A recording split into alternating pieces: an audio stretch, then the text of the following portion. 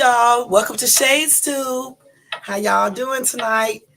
Tonight is Wednesday. It's Wednesday night, y'all. Let's let this play in the background, y'all. This is a cover by Red, the People cover. Hey. All right, y'all. Y'all, don't forget to thumbs up this video.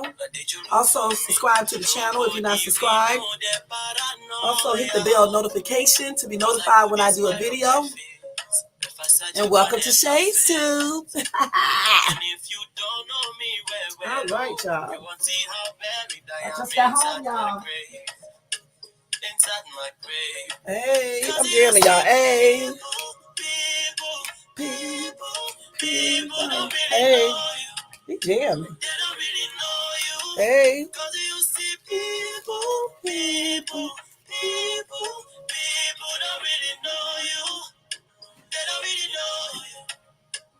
Looking up for good days. I don't wanna lose my mind. Won't fall apart. Won't fall apart. Doing things in my way. Just wait till people come on in, y'all. Listen to some music while everybody come in. All right.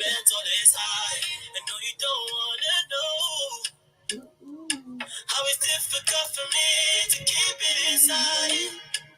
Keep it inside. So I'm gonna leave it on these days. I'll be really good, they make me see the good days. I'm about to fly. Hey. I'm about to fly. Holy Father, they try to hold my hand. Hey. Make you say you know, leave me, Dico, our Holy Father.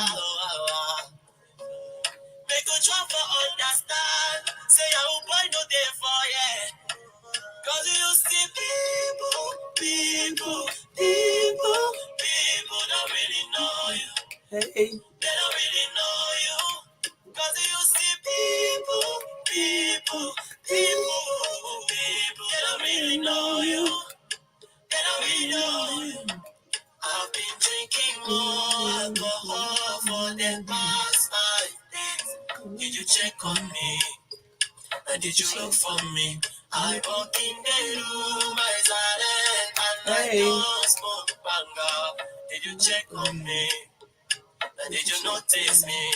I've been drinking more alcohol for the past 5 days. Did you check on me? That was really nice. He got a nice looking voice. I mean, nice sounding voice. Wait, let me stop this person right here.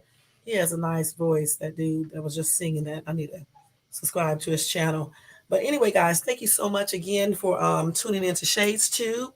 Welcome to everybody in the bushes. Nobody is in my chat right now. It's cool because always, like I always say, people can watch this in the replay. I still have to go on with my live regardless and everything. Again, that song is by La Bianca called People, and that was a cover done by Rig, R-I-G, in case you want to check him out on YouTube. A cover song. So far, none of my cover songs that I have played have been have a copyright claim, so I guess that's okay when people sing cover songs versus letting the actual artist, playing the actual artist song, with them singing it. That's when you get that copyright claim. But so far, it's good, with letting people, do the cover songs. Okay. But anyway, guys, tonight theme is about mythical creatures. In case you don't know what a mythical creature is, let me tell you guys in 1 second. Don't forget, everything in this video, y'all, is protected by the 1976 Fair Use Copyright Act, which allows us to use information for entertainment purposes, educational, to give opinions, commenting, research, and I think that's it. All right. And that disclaimer, not disclaimer, yeah, that disclaimer will be in this video and also down below in the chat, in the message area. Okay. Y'all, once again, don't forget to thumbs up this video. Also, if you're not subscribed to this channel, subscribe below and hit the bell notification. And you can share this video if you like. All right. So, a mythical creature. Let's define that and see what that is so we can know before we start this. Define mythical. Okay, let's see. So a mythical creature is a legendary creature, is a type of fictional entity, typically a hybrid that has not been proven and that is described in folklore, including myths and legends, but may be featured in historical accounts before um, the modern times. Okay, so that's what a mythical creature is. And tonight, guys, we are going to be taking a look at that in a minute. Let me see. Let me put my background music on. I always forget. Let's put that on in the background before we do that. But before I go over that, let you guys see that video. Um, wait. Let's do this feeding duck. So yesterday, guys, remember when I was telling you that my audio was out? Okay, so I was right. Okay, it was because I upgraded to the Microsoft 11, and I guess I had to upgrade the mics and everything else, or whatever you have to do with it. And I wasn't going to do all that. So what I ended up doing is that I ended up actually the Microsoft 11 wasn't compatible with the StreamYard mic thing going through the computer and all that. So what I ended up doing is that I went back and uninstall the Microsoft 11 and put Microsoft Windows 10 back on my computer. And when I woke up today, everything was back like it's supposed to be. And so until they make me upgrade again, I'm going to keep it like this because that was a trip. Because I definitely did not want to plug in my other mics, even though I have the Yeti microphone and I have my gaming headset. It's just when I use that, it does not give me enough. It makes me stay in one area when I am doing videos. I really don't like that because I want to be able to move around and do what I want to do when I'm doing lives. So I just went on and I put Microsoft 10 back on my computer so everything can be compatible and work right. And I actually like Microsoft 10 better, Microsoft Windows 10 better than the Windows 11. So I don't know if I'll ever go back to 11 point blank and stuff. But before we do that mythical video, let me go ahead and go over the recent news real quick, and then we're going to do that video. I'm trying to give people time enough to come in. I'm not going to be on here long tonight either because I got stuff to do for real. Okay, so in the news today, breaking news. I need to make something for that. Okay, breaking news, breaking news, breaking news. Let me put it up here, y'all, to make it really cute. Let me go ahead and do it like this. Let me do it like this. Let's see. Let me create a banner and say breaking news time. Look at that. Breaking news time. All right, we're gonna do that first. Then we're gonna do that video. And maybe some people will be in. Okay, let's go ahead. So breaking news time. So let's go ahead and go over this real quick. All right. So breaking news for today, February 22nd, 2023. Now, some of this news may be from yesterday because I did get some of it last night. Anyway, y'all, 9 children ages 5 to 17 were shot at a Georgia gas station. Police are investigating that. Let me go ahead and tell you guys about that. Wait a minute. I need to change glasses. I need to change them and get my water and everything. Okay, so here we go. So, okay. So the police are investigating that, like I just said. Police on Monday, y'all, continue to search for a motive in a shooting that left 9 children injured at a Georgia gas station. The victims, whose names were not released, range in age from 5 to 17, Columbus Police Department Police Chief Freddie Blackmun said. The shooting took place late Friday night in Columbus, about 110 miles southwest of Atlanta and about 85 miles east of Montgomery, Alabama. Okay. 7 males and 2 females were hurt, the chief told reporters during a news conference on Saturday. None of the victims suffered life threatening injuries, Blackman said. According to an incident report obtained by USA Today on Monday, after police responded to the scene, detectives learned at least one of the juveniles, a 13-year-old male, had also suffered broken bones. Wow. A motive in the shooting was not immediately known by police, the report shows. That is sad, y'all. Damn. Why would you want to shoot kids? Hey, Missy, thank you for coming in. Why would you want to, shoot children? You know what I'm saying? Why would you want to do that? Let's put that back up there. Let's see. All right. Let's see what some of these people said in the comment section real quick, y'all. Let me put this other banner back up here, news break, before we watch this video. Okay, so funny thing said, they really need to start stating when these shootings are gang or drug related, but big difference from just the typical nutcase shootings. But the thing is, we don't know if this shooting was related to drugs, okay? We don't know that. So I don't know, you know what I'm saying, why this happened. All right. Tara said, this world makes me afraid for my grandchildren and great grandchildren. Something needs to change between gun shootings, drug, and human trafficking. I'm glad my kids are grown. Well, anyway, Juror said it has nothing to do with what you said. Lacks laws, lack of parents being involved in the child's life, and he did say parents, not just parent, and a lack of proper discipline at a young age at home and school. So yeah, I agree with him. You know, parents need to stop. Some of these parents, because not all parents are doing this, but some parents need to definitely start being a parent. And also, you lead by showing a good example. You lead by being a good example. If you're out getting high, doing the most drinking, partying, what do you expect your kids to do? You know what I'm saying? If you're out sexing every man or woman every single day on day, what do you think your kids are going to do when they see you doing all this weird stuff?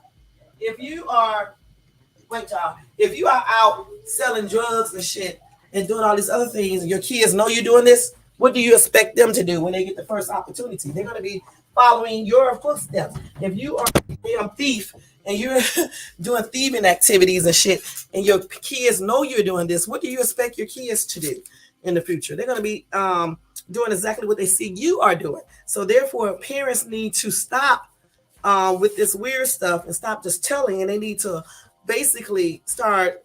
They can still tell their children what's right and what's wrong, but they also need to be a good leader. Okay, we need to stop letting TV, the internet, friends, the school, the neighbor down the street, and everybody else raise our kids. We need to raise our own kids, okay, and be the parent that you asked to be. You know what I'm saying? When you decided to be, when you decided to, you know, have sexual entanglements with someone, point blank. You know, disciplining starts at home. It's not really the teacher's responsibility. It's yours, the parents. Okay, it's your responsibility to discipline your child. And I'm not talking about beating the crap out of them either. I mean, when I say discipline, I'm just talking about a whole variety of things that you can do to show your children that certain behavior is just not accepted and it's just not correct. You know what I'm saying? So we need to start being a parent, okay, and start leading by being a good example for our children, point blank, okay. And that's just what I think, you know. So my prayers go out to these everybody who was injured, and hopefully they find out what happened and who did this, and you know they get the proper justice and everything. Let's see. They still don't know the motive, so I don't know why people say gang related or drugs. So because we don't know. The kids again were ages. They are ages 5 to 17 years old. Okay, point blank. All right. So the 9 children injured at a Georgia gas station. All right. So let's go ahead and move on to the next story because I definitely want to let y'all see that video. So I got to go through these stories really quick.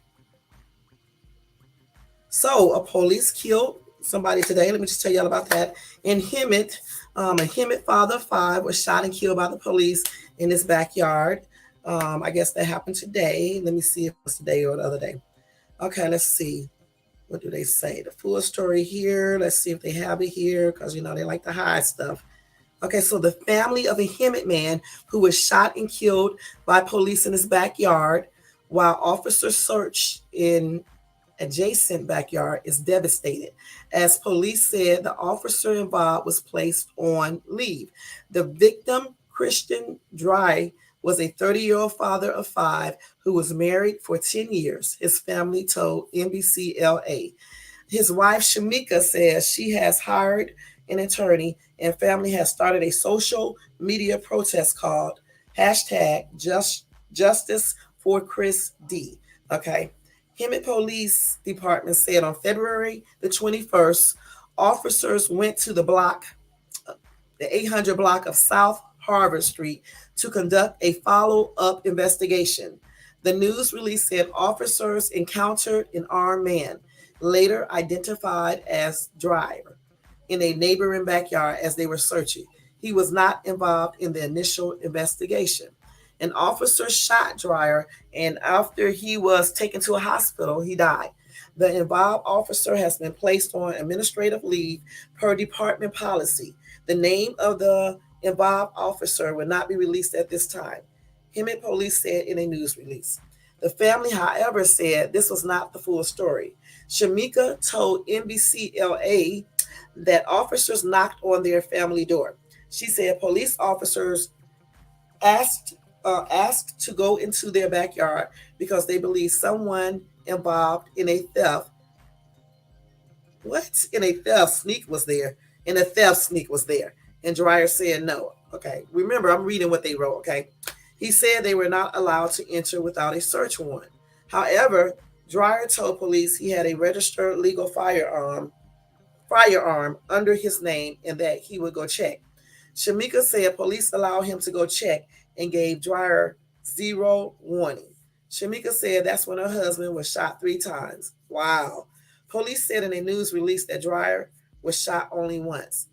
As in the case of every officer involved shooting in the city of Hemet, the Riverside County's Sheriff's Office Force Investigation Detail, aided by the Riverside County District Attorney's Office, will conduct this investigation.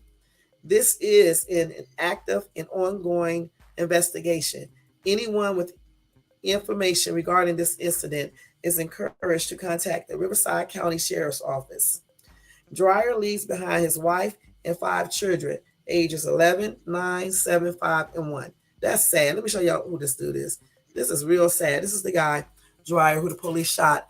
And they alleged something happened, and the wife said that's not true. She alleged that they are lying, basically. That they just basically just killed this man. So whenever they do an update, I'll let you guys know. And we will go from there. My condolences to his wife and his children and his other family members and his friends. That's sad. May he rest in peace. Goodness. You see what these silly people said. Nobody left a comment yet. I think this just came up about 3 hours ago. That's sad. Okay. Let's go ahead and move on to the next story, y'all. Okay, so y'all, they had a human trafficking bust in San Diego, and they arrested 48 people and they rescued 8 children. Okay, so let's go ahead and check this out real quick. Law enforcement in San Diego launched a major human trafficking operation that resulted in the successful rescue of 8 children and arrest of 48 individuals. Since January the 9th, local, state, and federal law enforcement agencies completed 17 operations in San Diego and National City neighborhoods as part of a larger undertaking to address human trafficking called Operation Better Pathways. According to officials during a press conference Tuesday, members of the Operation Better Pathways task force used video surveillance and undercover units to monitor neighborhoods for potential victims, traffickers, or buyers. Man, there's a focus on reducing demand, but really the focus is dealing with the traffickers, the people who are basically enslaving these women to go out there and perform sex acts for money, and then also trying to get these women onto better pathways. San Diego Police Department Lieutenant Adam Sharkey said to Fox 5 prior to the press conference. Law enforcement said 16 people being trafficked were rescued overall, including 8 children. The youngest of the children was 13 years old. She has since been reunited with her family. Damn, 13. 2 of the victims rescued were 16-year-old runaways from Arizona. San Diego Police Chief David Nassett said Tuesday during a news briefing.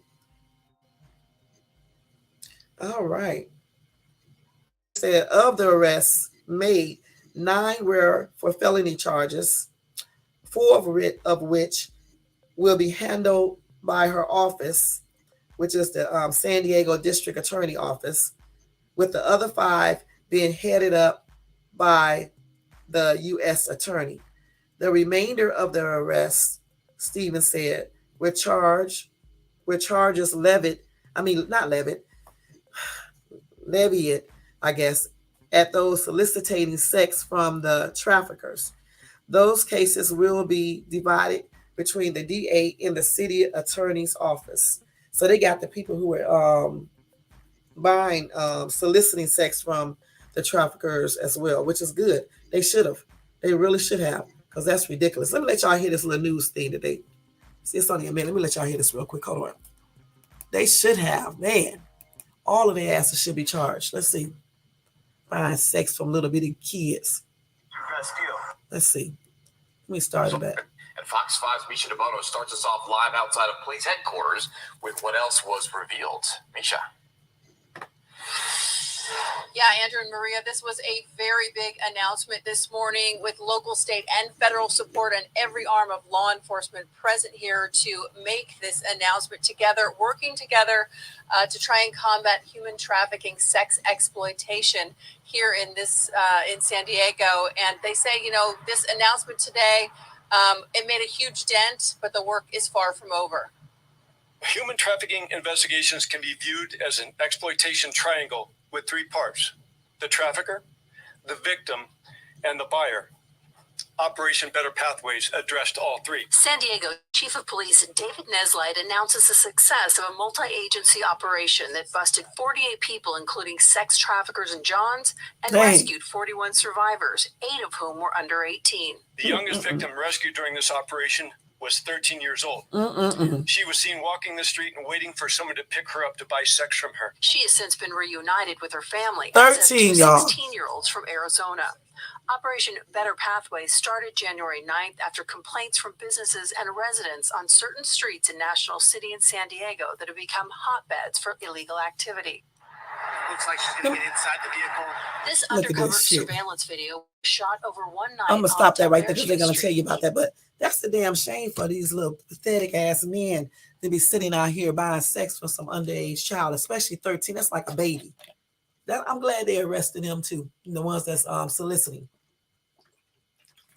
Because why in the hell would you be out there buying sex from a child that's 13? And some of these perverts got kids themselves, and they out here, buying sex from a 13-year-old or a 16-year-old or a 17 or even 18. That's ridiculous. I'm glad they caught all of them. The traffickers, the people who are buying it, and who else did they say? Somebody else. The traffickers, it's 3 sets. The people who were buying it, and somebody else, I can't remember who else they said. But anyway, I'm glad they got all their asses. I really am, because that's ridiculous. 13 years old, you got her out here walking the streets selling her body? 13?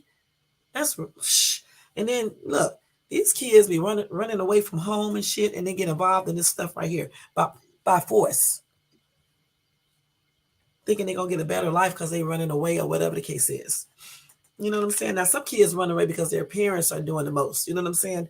But still, you got these perverts, just out here waiting for these kids to get out so they can grab them or whatever the case is. That's ridiculous. I'm glad they got all of their asses. 48 arrested, 8 children rescued in major San Diego human trafficking bust. Good. 48. And I hope they get more of these people. This is ridiculous. I really do. And my prayers for all of those kids that's under 18, even the grown women who was forced into this. This is ridiculous. And any men, if they had any. Okay, let's go ahead and move on to the next one, y'all. So, okay, let's see. Y'all, this is funny. I'm going to read this one right here. I mean, really, it isn't, okay? But I'm just saying, I just can't imagine this. So, they got a video which captures a moose kicking a woman in her head walking her dog in Alaska. Let's see if we can see this real quick. I'm going to put the video on, and I hope we can see it, because every time I show a video, it'd be something else, y'all. Let's see if I can do this. Let's see. Let's see. Hey, Wait, watch I out! can't see shit. Watch out! Wait a minute. Yes, I did. I did. So let's see if they're gonna play that Get over up! again. Wait, I should have shared the screen to show this shit. You guys, this moose is chasing this person. Go, love. The damn moose is running behind the woman, y'all. Hey, watch out! Watch out! Get up! Go! This is in Alaska. Go! Wait, let me see if I can get a better one. Are you okay? Let's see if we can do that again. Let's see if they'll play that again. They're probably not going to be able to play it again. We can't go back. Let me see if I can pull that story open again, y'all. Let me do this because I want to see that again, see if we can see that a little bit better. Okay, so where is that? The moose. Let's see if we can do that again. See if we can see that. Okay, let's see. Oh, damn it. What did I just do? Okay, here we go. Let's see if we can get this good. Hey, watch out! Watch out! Damn, y'all, did y'all see that? Get up! Oh, God. You guys, this moose is chasing this person. Go, love. Why come she didn't just pull up on drive over the thing and try to keep the lady? Well, I guess the moose will run into the car. Watch out! Damn. Get up! At least she blowing her horn. Go! Get going! Are you okay? Damn, y'all. So at least she was blowing her horn, huh? To try to stop that moose and stuff. Let me stop this. So it said a woman in Alaska is recovering after a moose kicked her in the head while walking her dog, and it was all captured on video. Tracy Hansen was walking her dog, Gunner, on their daily route. They take 3 times a day in Anchorage on February the 16th when she was knocked to the ground. She thought someone wasn't paying attention and hit her with a bike as she began to bleed. But when she looked up, she saw a moose she saw earlier on her walk was now in front of her. Knowing that the moose had been somewhere behind me, and now here this moose is in front of me. And I'm like, was that the moose? Hansen told the outlet. Okay. Just as the moose was approaching Hansen and Gunner, Kate Timmons was in a nearby car and took out her phone when her husband, who was driving the car, noticed a moose was following someone. Timmons began to record the incident, and in the video says the moose is chasing this person and shouts, "Watch out," as the moose begins to run toward Hansen and is seen kicking her in the head. Damn. After the moose kicked Hansen, Timmons tell the moose to go away and ask Hansen if she was okay as the car pulls over. My husband was able to help pull her over the snowbank so we could get her in the truck with her dog and kind of get her out of the way, Timmons told KTUU. It happened so fast, it was just like a matter of getting her out of the situation and getting her help.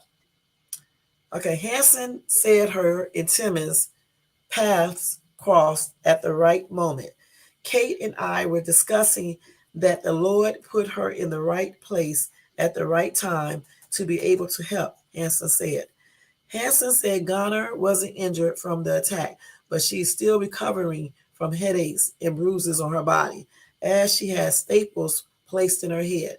But the attack won't stop the duo from their daily walks. Damn, she was blessed. She was blessed that lady was in that car, her and her husband, that they was blowing the horn and telling the moose to get away and telling her to run. She was just blessed, point blank. Stump Jumper 666 said the moose kill more people than bears do. They are not only big, but they are mean and nasty. Hope she's okay. Let's see. Wow. USA Today needs some English lessons for their writers and editors. The moose was out walking her dog. Okay. I know. When I be reading these stories, I just read what I see because they be putting all types of stuff in these articles. Somebody else said, be aware of your surroundings. That's true. Melissa says, I love how this lady waits until the last moment to say anything when she knew this person was being chased. Good thing she got her video though. Maybe she wasn't watching at first. Okay, maybe she wasn't watching. You don't see everything all the time. Point blank. All right, let's go on to the next story. My prayers are extended out to her. Hopefully, she makes a full recovery. All right, let's go ahead and go to the next story, y'all, so we can go ahead and watch this movie. Let's see. So, y'all, if you're here in the state of California, let me let y'all know that EDD agrees to cancel an estimated 5,000 notices of overpayment. If you got unemployment compensation last year or the year before during the CV thing, pandemic thing, and they overpaid you, you might not have to pay that back. Anyway, it says statewide, California Employment Development Department, known as EDD, and Center for Workers' Rights, CWR, they reached an agreement Friday that the department would cancel late notices of overpayment. This agreement is expected to affect more than 5,000 claimants who received notifications that a repayment was owed more than 1 year after the end of their benefits. Under CWR and EDD's new agreement, EDD will stop issuing notices of overpayment after the statutory deadline. California Unemployment Insurance Code Section 1376 says the statutory deadline is not later than 1 year after the close of the benefit year in which the overpayment was made, or not later than 6 months after the date of a back pay award was made. EDD is canceling late notices already issued. In addition, they agreed to refund any amounts a claimant paid in response to a late notice. This is the second agreement with EDD submitted for court approval in Center for Workers' Rights versus EDD case. In July 2021, the first agreement made changes in how EDD processed unemployment insurance claims. Conditional payments are now provided to claimants in continuing claim statuses. All right. So in the class action lawsuit complaint, CWR described the increased need for assistance assessing unemployment insurance, UI, and benefits during the COVID-19 pandemic.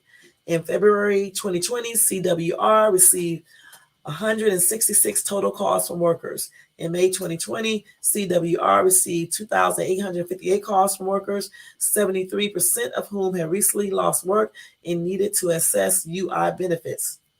That's what the state's calling filing stated. The complaint states that EDD prolonged delays in providing payments to UI claimants and continuing claim status violated the Security Act. According to the representing law firm, Social Security Act 42 USC 503A1 requires state unemployment insurance programs to maintain methods of administration reasonably calculated to ensure full payment of unemployment compensation when due. Okay, so EDD agreed to provide conditional payments to unemployment insurance claimants in continuing claim status when EDD has failed to make a determination regarding the claimant's eligibility, or by the end of the week following the week that EDD first became aware of the eligibility issue. All right. The agreement also required EDD to immediately pay conditional UI benefits to unemployed Californians, many who have been waiting months.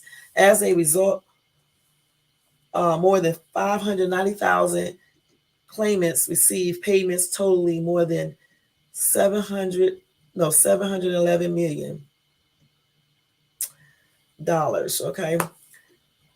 CWR provided guidance in a Facebook post to determine if a late notification of overpayment will be canceled. The organization says to add 52 weeks to the start date of the benefits listed on notice of overpayment. If the mailing date of the notice is beyond that date, the overpayment will be canceled. Let me say that again. The organization says to add 52 weeks to the start date of the benefits listed on your notice of overpayment. If the mailing date of the notice is beyond that date, the 52 weeks, the overpayment will be canceled. Point blank. All right. So I guess that's good news for people who received that letter of overpayment. Well, Black to Golf said, let me guess, this would account for all the prisoners who receive money illegally because they can't pay it back to the idiots at EDD for sending it. Okay? Because they were sending inmates unemployment checks. They really was. Oh my God. This is so funny. Okay, somebody else said, Karen said, overpayment, what the F? I never received my payment, and now almost 2 years media talk to me. This other guy said, yep, I've been trying to collect for only 6 months from 2021. It's all there. My debit card and all. They just won't hit the send. I heard that. All right. Somebody else said, cancel all my debt. Okay. Somebody else said, Illuminati says, because all of the fraud and clone personal information out there.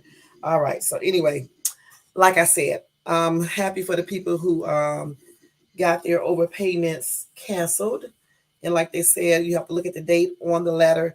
And what I think they said 52 weeks from that date, then they'll cancel it. Your debt, your overpayment is canceled, the amount that you owe, point blank. You can find that information though on EDD website, okay, y'all?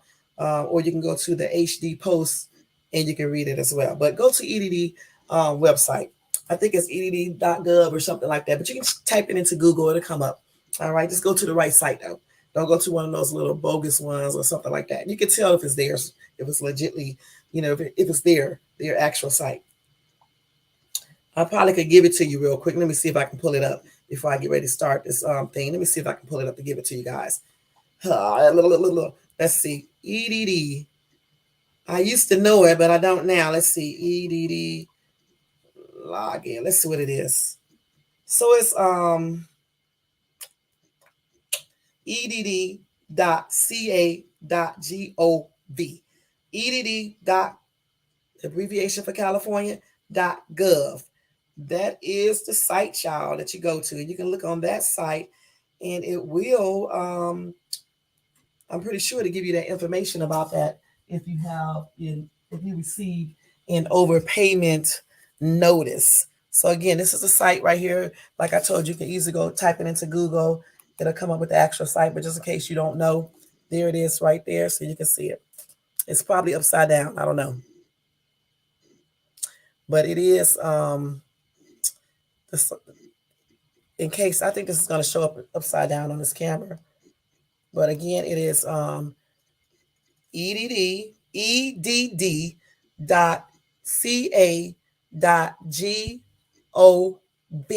And you can go to that website and it will give you information if you have an overpayment. You had an overpayment letter, point blank. All right. So the last story I'm going to tell you guys about, let me see if I read all of these yet. Okay, let's make sure I told you guys everything except this one story. Parents are outraged after Black student receives racist drawings from a 6th grade classmate. And this happened in Upland, California. So it says, parents of students at a California elementary school are demanding answers after a series of racist drawings a 6th grader allegedly gave to a fellow Black student were discovered. The incident at Pepper Tree Elementary School has rattled many in the Upland Unified School District. One of the drawings states, "You're my favorite monkey," while another reads, "To my favorite cotton picker." The mother of the student who received these drawings told KTLA she has since pulled her daughter from the school after continued harassment from fellow students. in what she says has been little action from the Upland Unified School District. That's sad, y'all. Let me show y'all what these pictures look like. This is really sad. A sixth grader drawing pictures like this, and you know the kid got to learn this from home. Because, I mean, why would a sixth grader be saying these things? Can y'all see that? Wait. I can't see shit on this thing. Okay, look. This little sixth grader drew these pictures and sent it to the black student.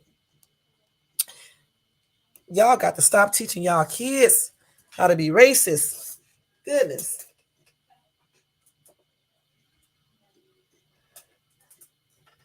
Some more parents said these two parents, Maylena and Rome Douglas, have 3 kids attending the same school, and they said their daughter has been a target of racism as well.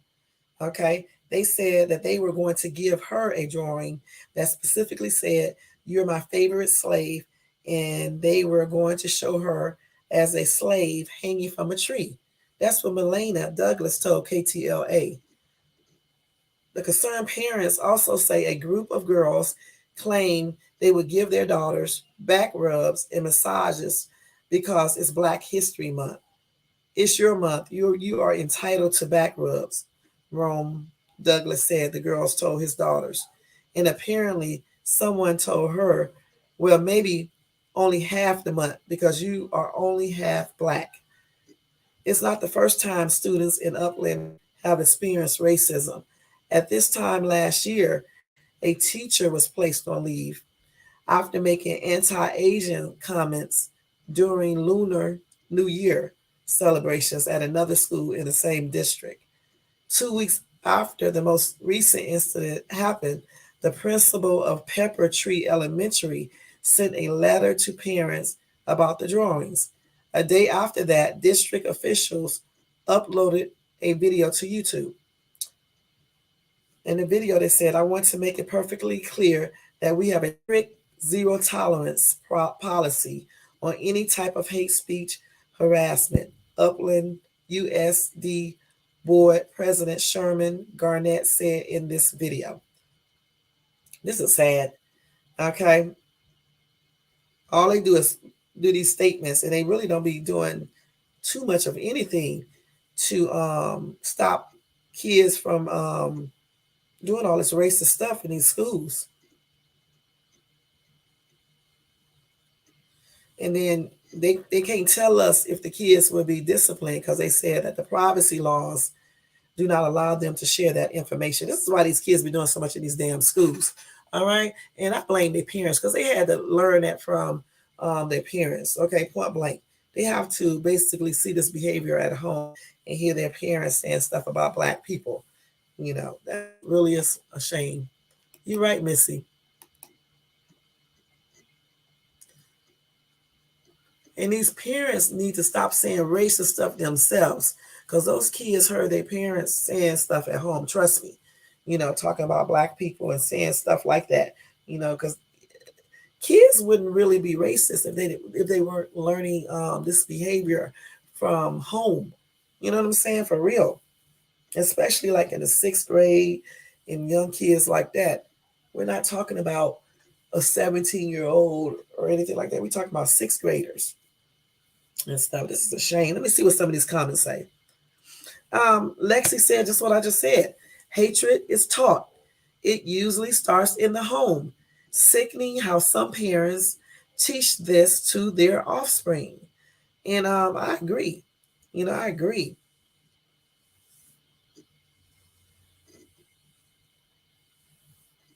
Don Cougar said hatred is also brought on from life experiences, but I guess you would tell only white people are racist. The thing about it, look, if we all base hatred, if we all base our, if we, let me see, how can I say this? Yeah, life experience do teach you stuff. Okay. However, if we all thought like he thinks, especially Black people, because a lot of Black people have been through so many things. A lot of Black people would just normally they would just basically hate all whites. Let's keep it real. you know. So I don't agree with him 100%. I do think that that is being taught at home to kids. Okay, point blank. I just really do believe that. Yeah, they can go through certain things to make them dislike certain people, but to hate and to say all this racist stuff at what, in the sixth grade? How old are you in the sixth grade? Because my little boy is what, going on 15. He's ninth. Let's see, 15. Let's see, eighth grade 14. Seventh grade is about 13. So they're about 12 years old, maybe 12 and 13 in the sixth grade. They shouldn't be doing all that. You know what I'm saying? They shouldn't be. So what life experiences have they went through to make them hate black people? You know, good and damn well these kids were taught this from home, point blank. You know what I'm saying? And what exactly are they experiencing so much of to make them hate black people? Because the last time I checked, black people are more hatred toward black people than almost any other race, for real. So what did they really experience at 11 or 12 or even 13 to make them go to school and draw pictures calling people monkeys and talking about slavery and all this other stuff? I'm sick of people hiding behind excuses, okay? You know good and damn well that these people are teaching their kids this, point blank, at home. At home. Because like if any of my kids went out, like the ones that's here now, let's just use my son for example. If he was going out calling white people names or Latinos names or whatever the case is, he would probably be hearing me saying this at home more than likely, and saying that I don't like, certain people, especially just say if he was like 11 or 12, because he's like 14, almost 15. So he would know better than to, even if I was like that, he would know not to be like that himself. But if he was like younger, he wouldn't really know. He'll believe everything that I'm telling him. And then say a lot of these parents, they teaching these kids this before they are 11 years old. These kids are learning this like at 5, 4, 6 years old. So then when they go to school around people, some of this stuff goes out. You know what I'm saying? They say some of these things to these kids. So I do think the main place these kids are learning this stuff is from home, blank. From home, not because of life experiences. What did a 11, 12-year old, what type of experiences have they really been into at that young age? Certainly ain't been no jobs or nothing like that. So please, this guy right here is just making another excuse. So my hatred is also brought on from life experiences with an 11 and 12-year-old. Shh. And Donna is right. Relax. Okay, relax. Because the thing is that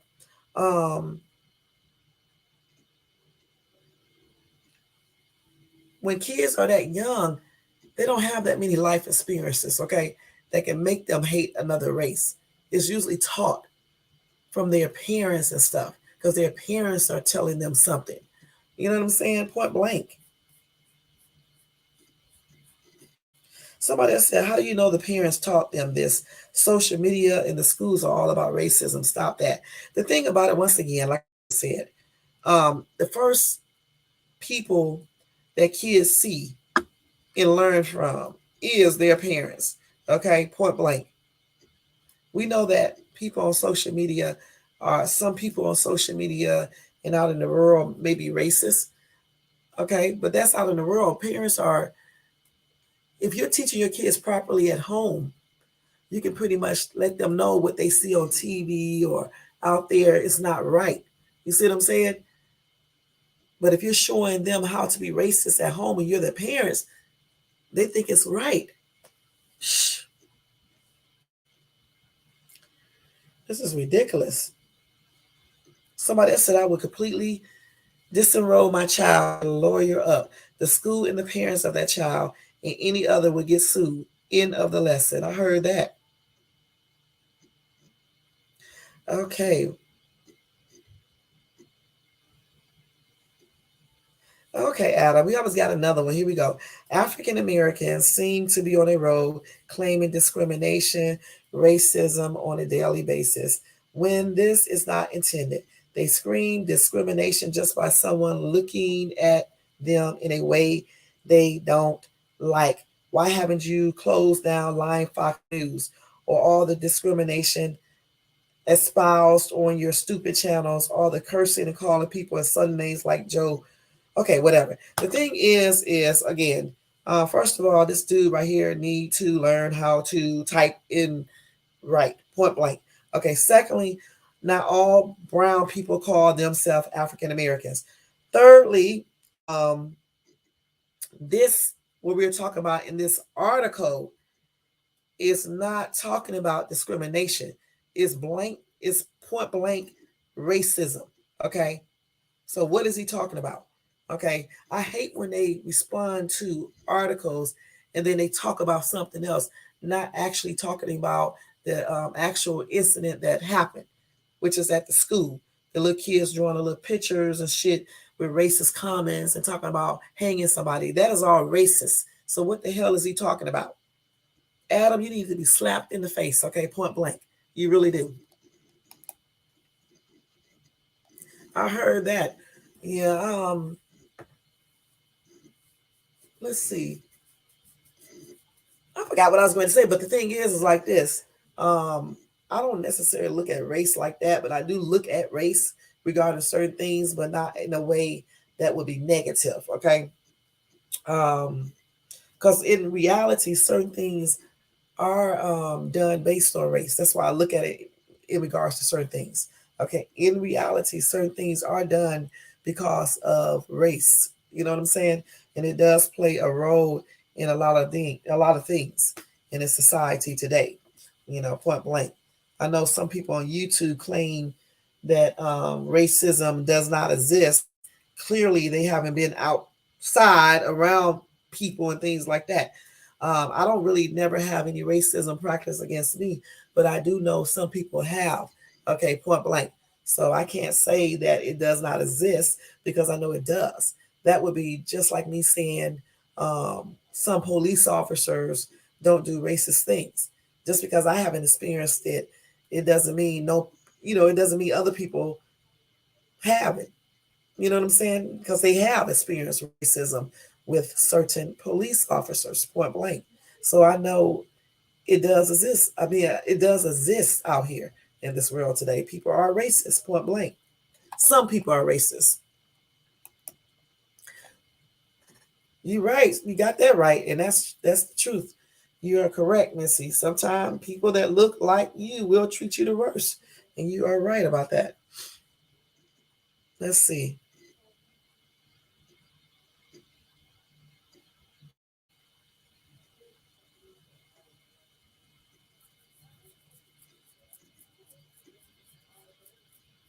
So anyway, we're gonna go ahead and move on because these people up here are saying all kinds of weird stuff they can't spell. I don't know what this man right here wrote.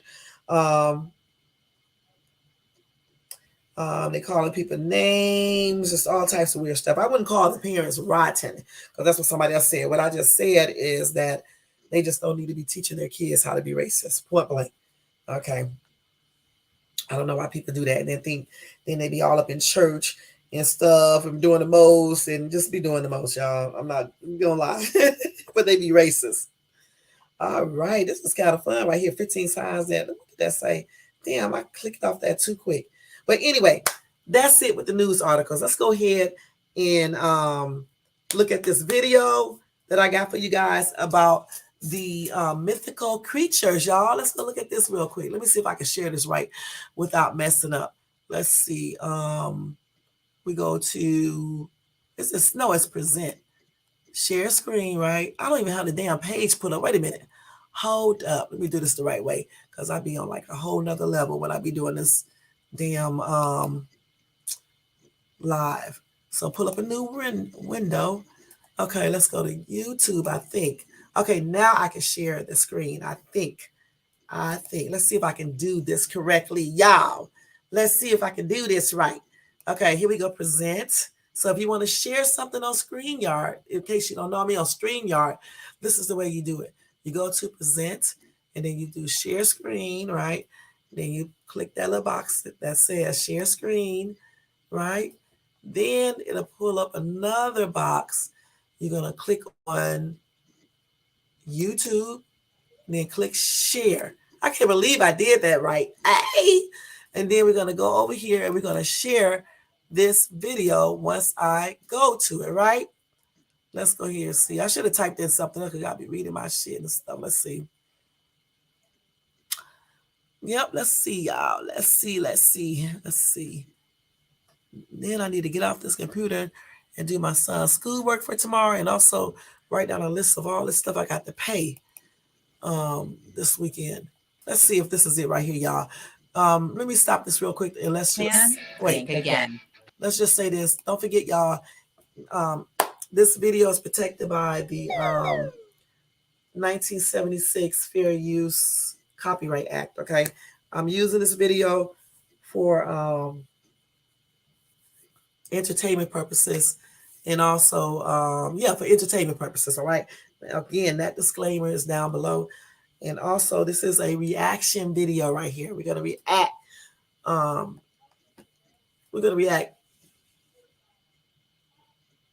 can't even remember what Y'all, this is a brain freeze right here. We're going to talk about this video, okay? Point blank. That's what I'm trying to say, y'all. Damn. Freezing up and stuff on camera. Okay, let's see, y'all. Wait a minute. Hold on. Okay. I was looking at something real quick.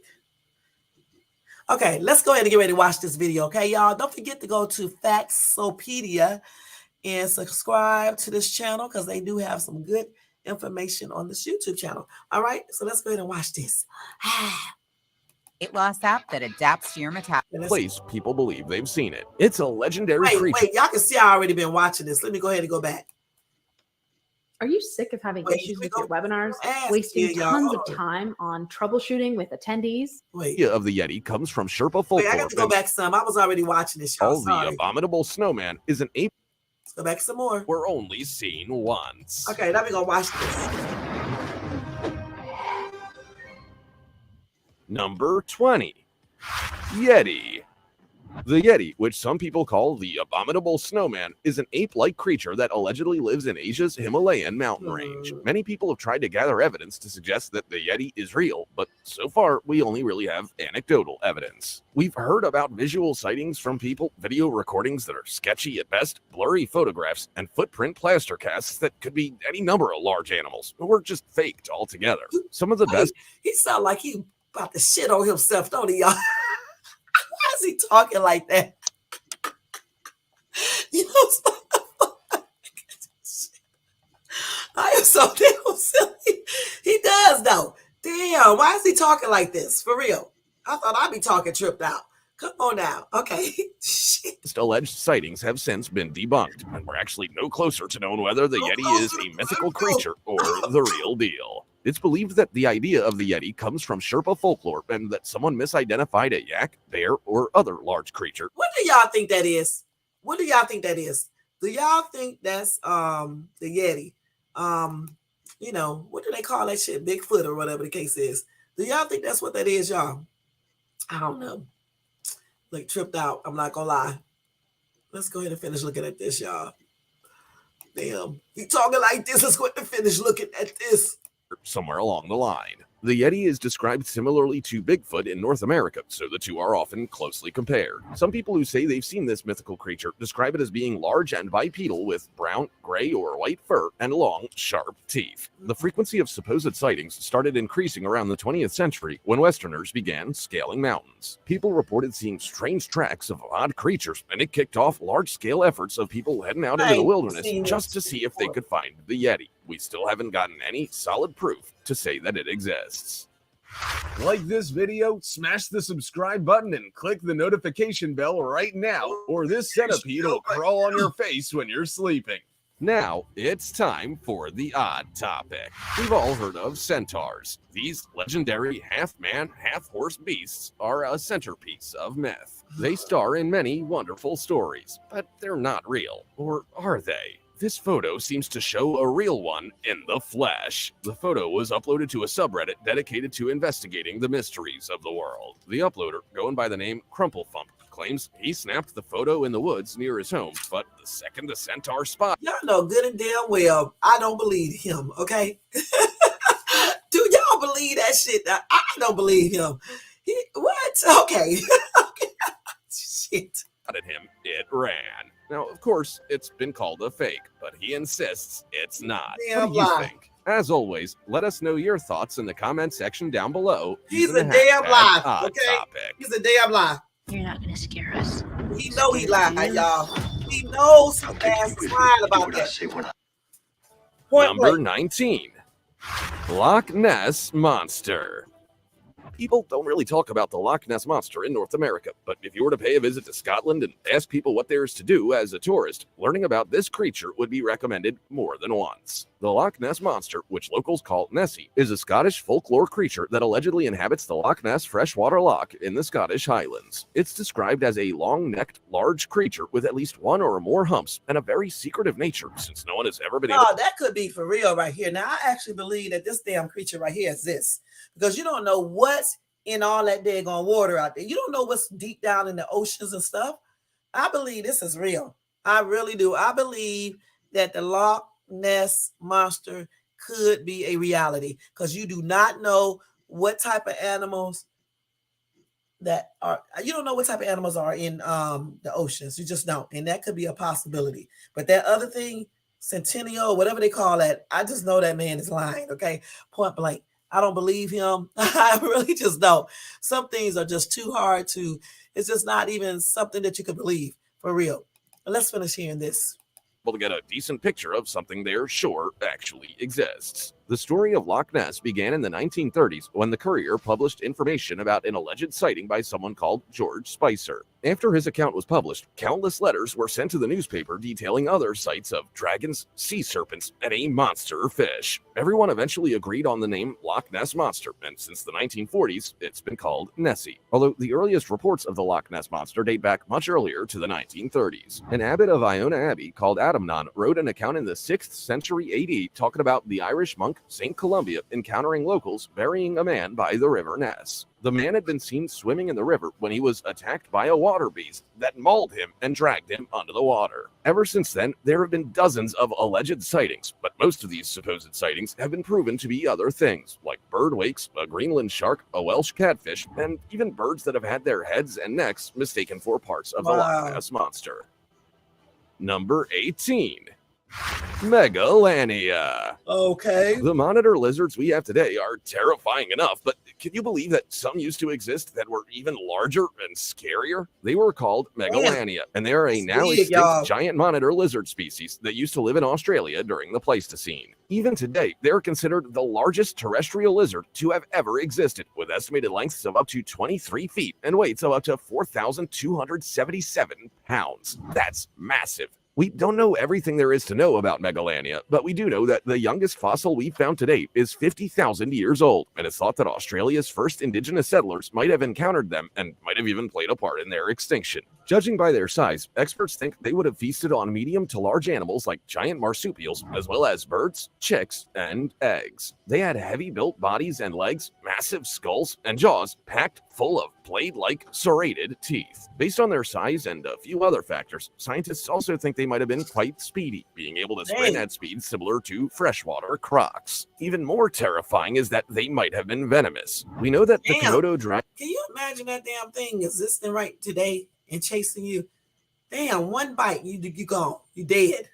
Again, and Nile monitor both have toxin-secreting oral glands, so the Megalania might have as well. A fast, large, powerful, and venomous lizard? Damn. No thanks. Number 17. Chupacabra. The chupacabra is one of those creatures that people say they've seen once, but no one knows if it's real. Descriptions of it can also vary depending on the country or place people believe they've seen it. It's a legendary creature in the Americas folklore, and its name means goat sucker. It supposedly attacks livestock, particularly goats, and drinks their blood. Some people might describe it as reptilian-like, while others say it's more of an alien. Most people tend to agree on its features, though, saying that it's about the size of a small bear with spines from its neck running down to the base of its tail. Although a few people speculate that it's more dog-like than bear-like. Sightings of the chupacabra have been reported since the 1970s, with people saying they've seen it in Maine all the way through to Chile, and even in other countries outside of the Americas like the Philippines and Russia. For many people, though, their belief in this creature's existence came from an event in 1975, when livestock killings were reported in the small Puerto Rican town of Moca. Many farmers in the area said that their animals were being killed, and each one had been bled dry with small, circular incisions. However, in later years, forensic experts stated that street dogs were likely to blame for the mass killing of animals. Okay. Number 16. But you know what? That other Yowie. animal, look, the other animal they just showed, the chupacabra or whatever they call it, I saw many videos about that, and a lot of people said they seen it and they had actual videos of it. So that could actually exist. I mean, you just never know. You know what I'm saying? I mean, I could see that being real. I really could. Okay, so let's go ahead and go to The Americas have Bigfoot and Scotland has the Loch Ness Monster, but what does Australia have? The Yowie, of course. The Yowie is one of many names given to a creature in Aussie folklore that allegedly lives in the outback, particularly around eastern Australia. It's often described as a hairy, ape-like creature that stands at up to 12 feet tall, with feet much larger than ours. Although tracks supposedly left by Yowies are inconsistent in their number of toes and the shape of their feet. Some people who have supposedly seen a Yowie in person described it as aggressive and violent, while others say they're shy and timid. Sightings of this unusual creature actually date back quite a long time. There was mention of indigenous apes in the 1850s in the Australian Town and Country Journal. The earliest account was in 1876, when the Yowie was described as an unearthly animal or inhuman creature named the Yahoo Devil or Hairy Man of the Wood. 6 years later, an amateur naturalist said he had seen an indigenous ape. Let's go with this question. Hold on, let me get this off of here. Okay. Between Ulladulla and Bateman's Bay on New South Wales' south coast. Even in more recent years, people claim to have seen Yowies. A Canberra man said he saw a juvenile one with long arms and covered in hair in 2010, and a music videographer from Lismore claimed to have seen one north of Bexhill in New South Wales in 2013. Wow. Number 15. That again, stop that right there. Again, that thing, that Bigfoot-looking creature could actually exist out there in the forest. You just never know. We don't see that. We don't know everything that exists out in the forest, and you just never know. I do believe some of these people actually saw something out there walking around, because there's too many people throughout the world who, if you look it up, they have accounts of seeing a Bigfoot-looking animal, and everybody's not making this up. You know what I'm saying? Some people are, but for the most part, some people aren't. There's just too many people who claim they've seen that Bigfoot, looking creature. I mean, in different areas, and then they look different depending on the region. So I actually think those creatures do exist. I really do. Monster. The Montauk Monster is definitely something that's only been seen once, and that's because no one knew what it was until it was finally identified as an ordinary animal. The Montauk Monster was an unidentified animal that washed up in Montauk, New York in 2008 and was found by Jenna Hewitt and 3 friends at Ditch Plains Beach. People jokingly speculated that the unusual-looking critter was a mutant experiment from the Plum Island Animal Disease Center, and others assumed that there was some kind of big cover-up and that the corpse had been taken away and hidden somewhere. Initially, news articles ran with theories like a turtle without a shell, a dog, or a large rodent. A supposed expert from a university even deemed the creature to be fake. That last theory was the most unlikely. In the end, there were a few solid theories thrown around, like a coyote, a sheep, a sea turtle, or a rodent. Some people were also convinced that it was a raccoon. So what did it end up being? Well, a raccoon, apparently. According to paleozoologist Darren Naish, who was backed up by American biologist and wildlife conservationist Jeffrey Corwin, the corpse's dentition, front paws, and... This is a raccoon. That's a raccoon. Skull shape were from a raccoon, and its strange appearance was... This. Okay, it could be. It could be. Let's look at it. So this is the creature. Let's see. Let's see if we can look at a better picture of that. So that's it. That could be a raccoon, because remember on the camera, they might have it's enlarged a little bit. Let me see. There was some kind of big cover-up, and that the corpse had been taken away and hidden somewhere. So it could be one. I can get the picture real good. No one knew what it was until it was. There it is right there. It could be a raccoon. Look pretty big though. Damn, it's a big ass raccoon. But hey, that's what they claim it is. I don't know though. It looks pretty large. Finally identified as an ordinary animal. The Montauk Monster was an unidentified animal that washed up in Montauk, New York in 2008 and was found by Jenna Hewitt and 3 friends at Ditch Plains Beach. People jokingly speculated that the unusual-looking critter was a mutant experiment from the Plum Island Animal Disease Center, and others assumed that there was some kind of big cover-up and that the corpse had been taken away and hidden somewhere. Could be, I guess. Initially, news articles ran with theories like a turtle without a shell, a dog, or a large rodent. A supposed expert from a university even deemed the creature to be fake. That last theory was the most unlikely. That's a raccoon. In the end, there were a few solid theories thrown around. That's a raccoon right there. Okay, it still don't look like one, but I guess like a coyote, a sheep, a sea turtle, or a rodent. Some people were also convinced that it was a raccoon. So what did it end up being? Well, a raccoon, apparently. According to paleozoologist Darren Naish, who was backed up by American biologist and wildlife conservationist Jeffrey Corwin, the corpse's dentition, front paws, and skull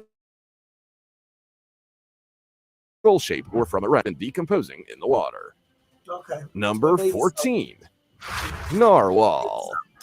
Narwhals aren't mythical, they are real, but most of us will never see one in person, and they're pretty much the unicorns of the ocean. Narwhals are toothed whales, with the males having straight, long, spiral tusks coming out of their canine teeth on the left side. They grow up to be about 18 feet long, weigh up to 3,130 pounds, and don't have dorsal fins. They're also unique in other ways compared to other whales, such as vertebrae like most whales and dolphins. Instead, their vertebrae are joined, which is more commonly seen in most other mammals. Narwhals live around the Arctic waters of Canada, Russia, and Greenland, and they are a specialized Arctic predator. During the winter months, they feast on flatfish under pack ice, but will eat mostly Arctic cod during the summer months. We usually understand why creatures have unique features, but experts aren't yet entirely sure what their unicorn horn is for. It can grow up to about 10.2 feet long, and about 1 in 500 males have 2 rather than just 1. Just 15% of females grow one, and theirs are usually much smaller. Some say they use it as a weapon, for feeding, for breaking holes into sea ice to breathe, and as an acoustic organ. Others say it's a feature to make them more desirable to the opposite sex. The general consensus is that it's most useful for this rather than feeding or catching food.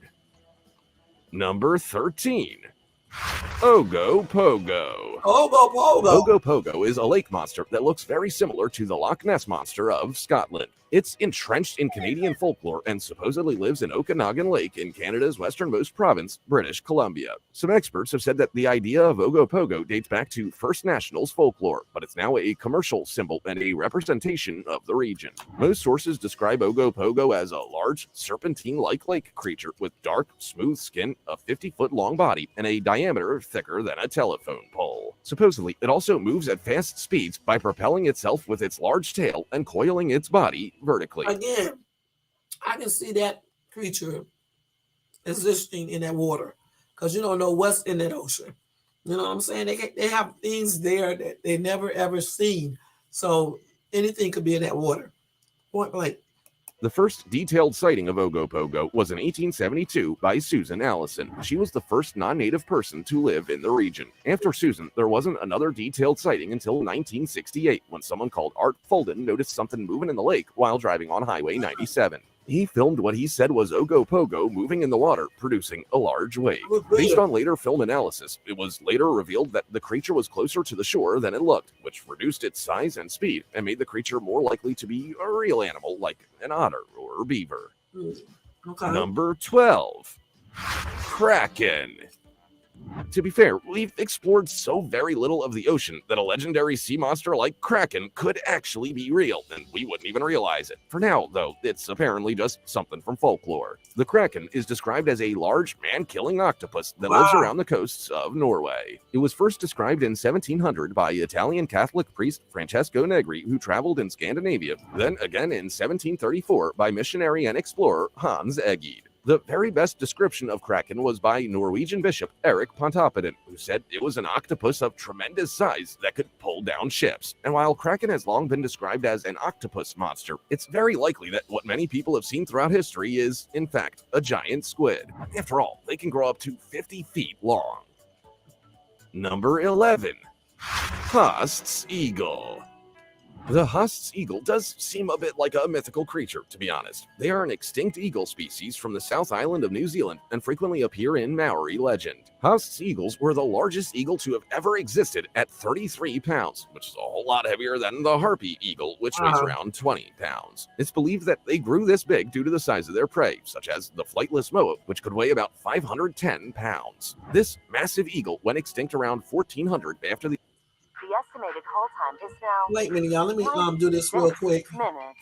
Let's stop this right here. The arrival of the Maori, since they heavily preyed on large flightless birds. However, the early Maori might have also competed for the same food sources as the Haast's eagle, which wouldn't have helped their population numbers. Now, to be fair, most people wouldn't have enjoyed having Haast's eagles around today. Not only were they massive, but the way they took down their prey was violent. Because they had large beaks, they would rip out the internal organs of their prey, resulting in blood loss that led to death. They might have also fed on their victims similarly to vultures by plunging their heads into the body cavities of animals and feasting on their organs. Imagine if we had them today. No one's family pets would be safe. Damn. Number 10. Platypus. We all know that the platypus isn't a mythical creature, but honestly, it should be. It's like the Earth's creator had all these leftover parts from making other animals and was like, well, I might be able to create something just using these. They are egg-laying mammals, which is absurd enough if you ask me, but they're also one of the few venomous mammals on Earth. They also have biofluorescent fur, a tail for storage, webbed feet, and an elongated snout. Wow. They're just downright absurd. And if you were to explain such an animal to someone, they'd have a hard time believing it was real. Platypuses are also often referred to in different cultures. For example, some Aboriginal Australians used to think they were a duck and water rat hybrid. Other Aboriginal Australians use the platypus as a totem, and it holds special meaning for the Wadi Wadi people residing along the Murray River. Platypuses have even been used as mascots. Sid the platypus was a Sydney 2000 Olympics mascot, and Hexley the platypus is the mascot for the Darwin operating system. Number 9. Saiga antelope. Saiga antelopes are strange creatures, to say the least. So strange, in fact, they almost seem mythical. They are critically endangered antelopes that used to inhabit a huge area of the Eurasian steppe, but today there are only small numbers of them in Russia and Kazakhstan. To say they're in trouble is an understatement. There are only about 50,000 of them left. Saiga antelopes are about 32 inches tall at the shoulder, weigh up to about 152 pounds, and have a head and body length of about 55 inches. They differ from other antelope species by their noses, which feature as bloated, downward-facing nostrils. They also have dark marks on their cheeks and nose and long 4.5-inch ears. The male saigas have thick, wax-colored, and slightly translucent horns with up to 20 rings. These can grow up to about 15 inches.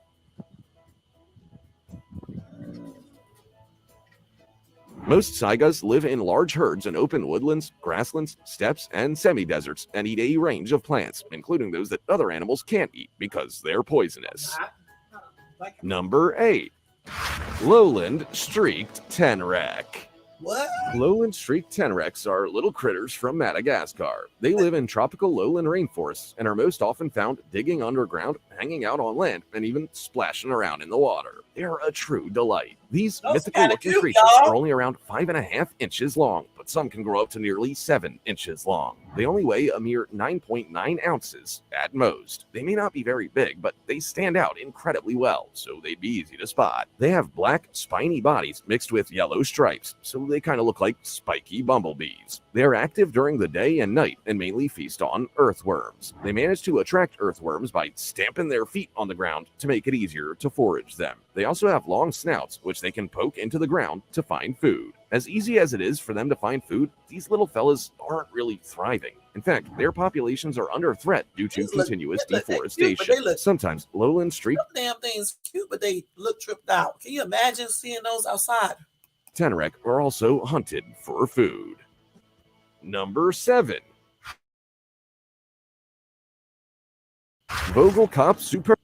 The Vogelkopf superb bird of paradise, known as the crescent-shaped La Farina or curl-caped bird of paradise, is a bird endemic to Bird's Head Peninsula. They were once classed as a subspecies of the superb bird of paradise.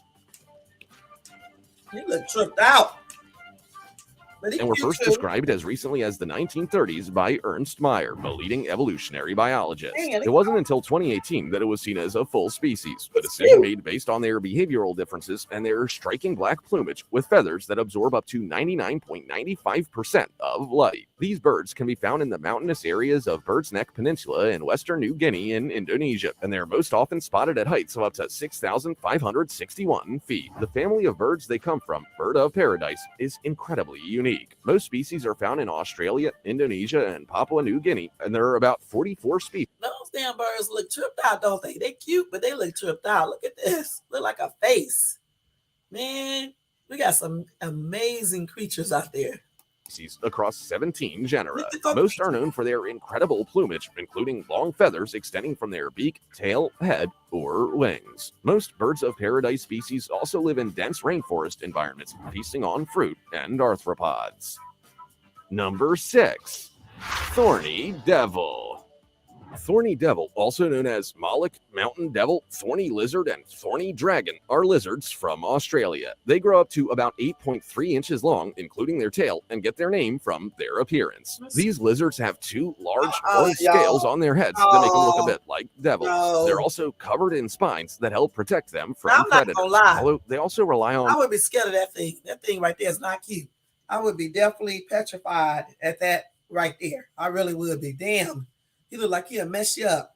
That little bitty creature look like he will mess you up. Deception and camouflage to protect them from threats, such as their false head. Yeah, this clever lizard has a... Here we go. Let's get this off here, y'all, real quick. Wait.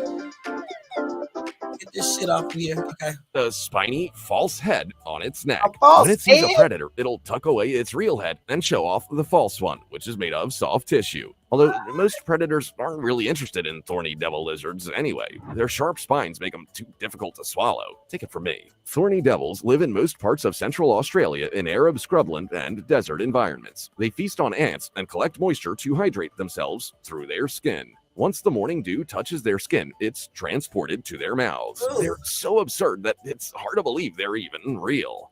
Don't look real. Number 5. Frilled lizard.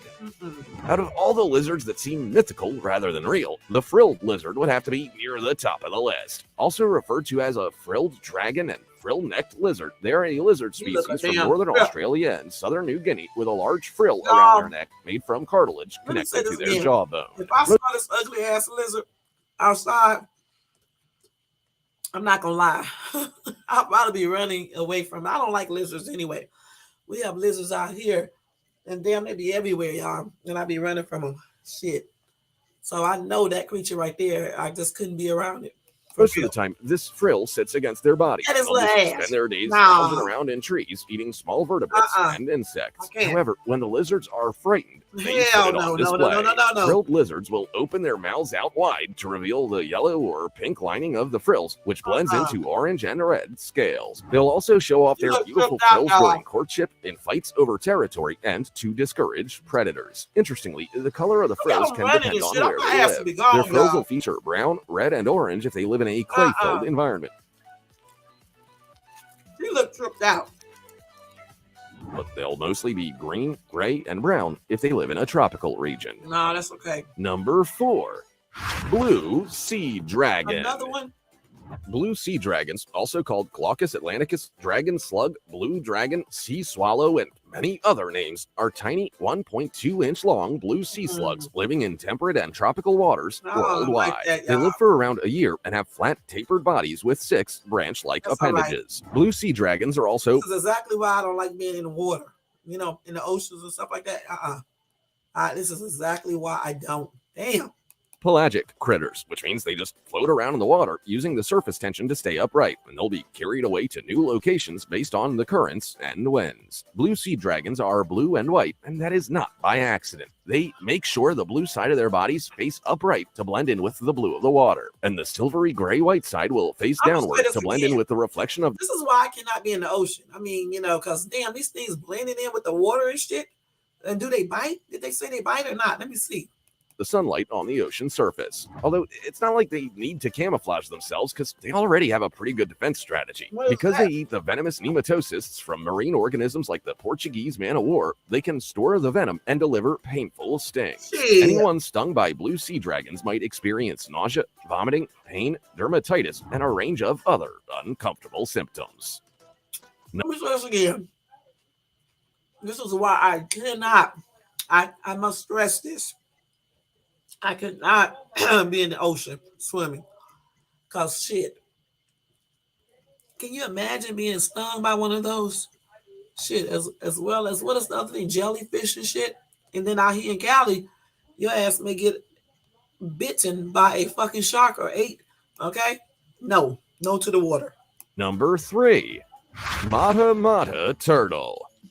Out of all turtle species, the Mata Mata turtle found in South America would have to be one of the most unusual. It's a freshwater turtle from the Amazon and Orinoco basins and was first described in 1741 as a large land turtle with spiky and ridged scales. They are large sedentary turtles with unusually triangular and flattened heads, a horn on their tubular snout, and tubercles and flaps of skin. Mata Mata turtles also have 4 barbels on their upper jaw and 3 on their chin. None of these barbels have hooks or notches. They are also brown or black in color, measure up to 37 inches long, and can weigh as much as 46 pounds. Really? They're certainly no lightweights. Most Mata Mata turtles live in stagnant pools, marshes, and slow-moving streams. While they're an aquatic species, they spend a lot of time in shallow water so that they can position their snouts above the water to breathe. These turtles are carnivorous and mostly eat invertebrates and fish. When they find something they like, they move it to shallow water, surround it, wave their front legs around to stop them from escaping, and then open their mouths to cause a rush of water that essentially scoops the fish into their mouths. Because of how unique these turtles are, they're pretty popular in the exotic pet trade market.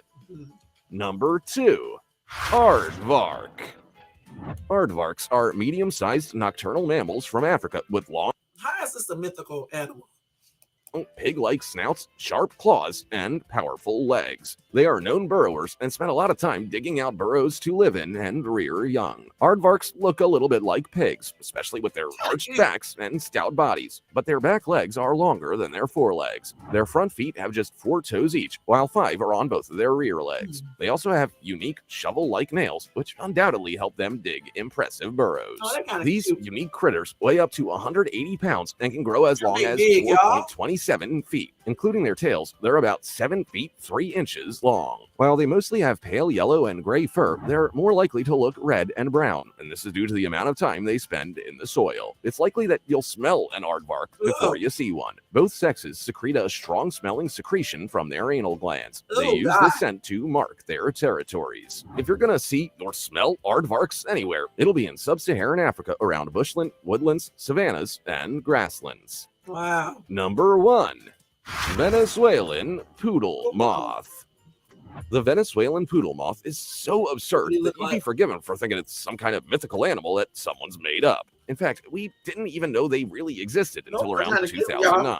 They are an unidentified moth that gets their name by looking like a cross between a poodle and a moth. They're kind of cute but terrifying at the same time, and have what looks like white fluffy fur all over their bodies. We came to learn about these moths when zoologist Arthur Anker from the Federal University of Ceará in Brazil posted a picture of them on his Flickr.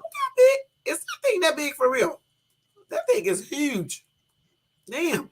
Page. He saw the tiny insect with its 1-inch wingspan while walking through the Canaima National Park in Venezuela. After asking for help identifying its genus, most experts came up with a whole bunch of question marks, but some think it might be related to the furry muslin moth. Just when you think we've discovered the majority of the most exciting and unique animals in the world, we go and discover one as absurd as the Venezuelan poodle moth. Experts say that we're finding thousands of new insects every year in South American rainforests, and the Venezuelan poodle moth is just one of them. We've got so many weird and wonderful animals here on Earth that some definitely seem mythical. We know that some of these creatures are real, but who's to say that the ones that most people think aren't real actually are? I mean, the Loch Ness Monster could be lurking somewhere, probably in that loch. If you could see any of these creatures in person, which one would you pick? Also, check out our other cool stuff showing up on screen right now. See you next. Okay, y'all. Don't forget to go check him out, Faxopedia, and subscribe to his channel. He has some pretty fascinating information and some fun videos to watch. Very entertaining. All right.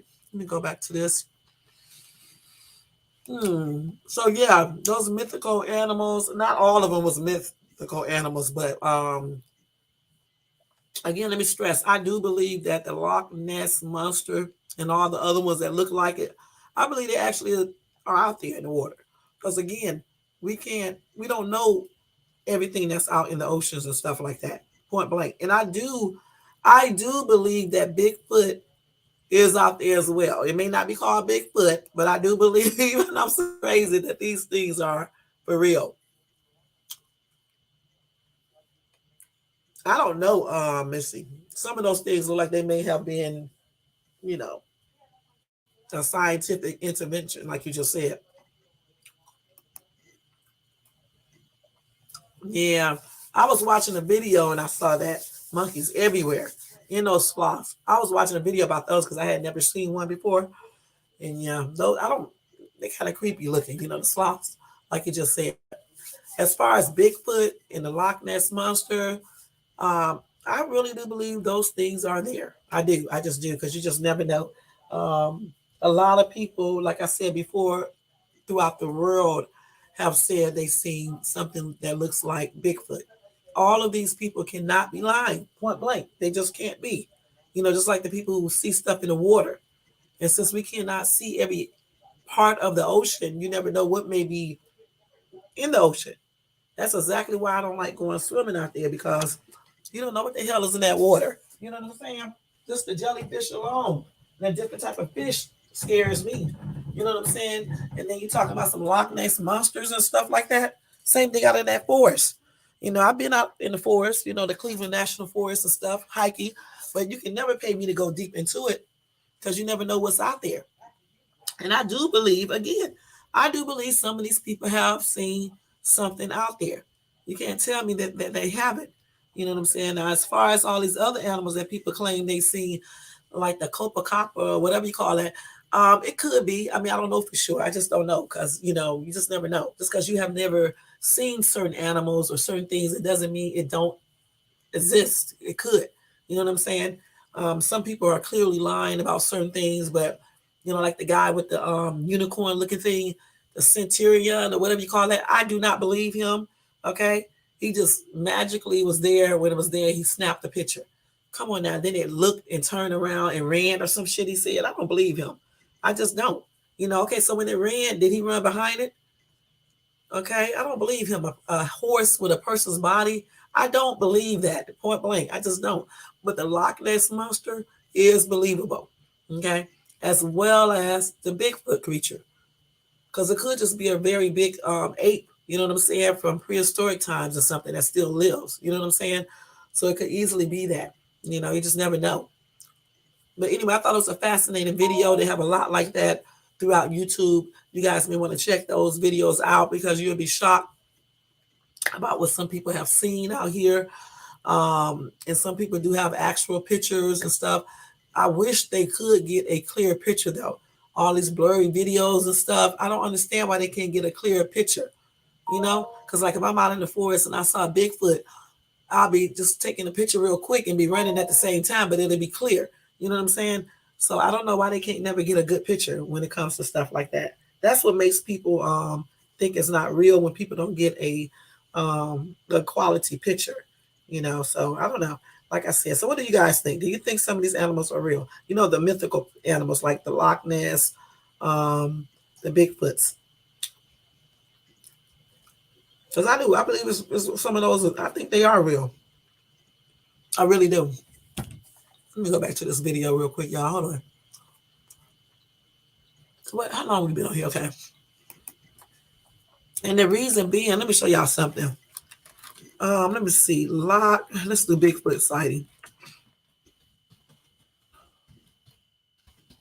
Let's see what we see on this video here. So this guy said there's 4 shocking Bigfoot sightings. Okay, we're gonna see real quick. I'm gonna go through. This was 7 months ago, so I'm not gonna play the whole video. I just want to look. They got 7. Now I know this right here don't even look real, y'all. I'm serious. This right here, that one right there. Okay, let me just look at this one real quick. people are damn nuts, okay? You know what it's like when plaque psoriasis makes you hide your skin under a sleeve. Gotta look at To these have a Bigfoots real turtleneck quick. choking. Each year, there are hundreds of Bigfoot sightings across the country. Some We're people gonna devote look their at this, y'all, lives to real the quick. Let's pursuit look of at the this real creature. quick. While there's no conclusive proof Bigfoot exists, when some new evidence pops up, you can bet we're going to check it out. Let's Hickory, see. North Carolina, August 2019. Doug Teague is walking his dog, Crazy Daisy, in the woods near his home We're finna check when he this has out. an encounter worth recording. Looks like he's looking over top of all this stuff. Look at Y'all, I see something. it. I see something. He's moving. He's moving. Wait, he's wait, moving. wait. Daisy, come here. Daisy, come here.